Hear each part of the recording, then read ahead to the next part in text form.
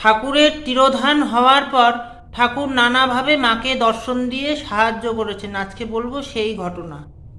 মায়ের শরীর খুব একটা ভালো যাচ্ছে না, কদিন ধরেই প্রবল জ্বরে মা ভুগছেন। এমন সময় সরজুবালা দেবী মায়ের সঙ্গে দেখা করতে গেছেন উদ্বোধনের বাড়িতে। মা তখন কলতলায় যাবেন, উঠতে পারছেন না। সরজুবালা দেবীকে দেখে মা বললেন, মা সরজু, তোমার হাতটা একটু দাও তো, আমি উঠব। সরজুবালা দেবী সযত্নে নিজের হাত দুটো বাড়িয়ে দিল। মা আস্তে আস্তে ভর দিয়ে উঠল। উঠে অতি কষ্টে দরজার দিকে গিয়ে মা দেখতে পেল একটা লাঠি রাখা আছে। তখন মায়ের বাড়ির সেবকদের জিজ্ঞাসা করলেন, এই লাঠিটা কে রেখেছে তোমরা জানো? এই লাঠিটা কে রেখেছে তোমরা জানো? কিন্তু কেউই কোনো উত্তর দিতে পারল না। সবাই বলল, আমরা তো জানি না।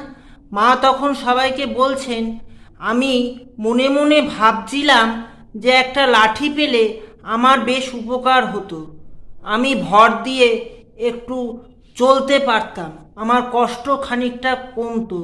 দেখো, ঠাকুর আজকে ঠিক আমাকে একটা লাঠি জোগাড় করে দিয়েছেন।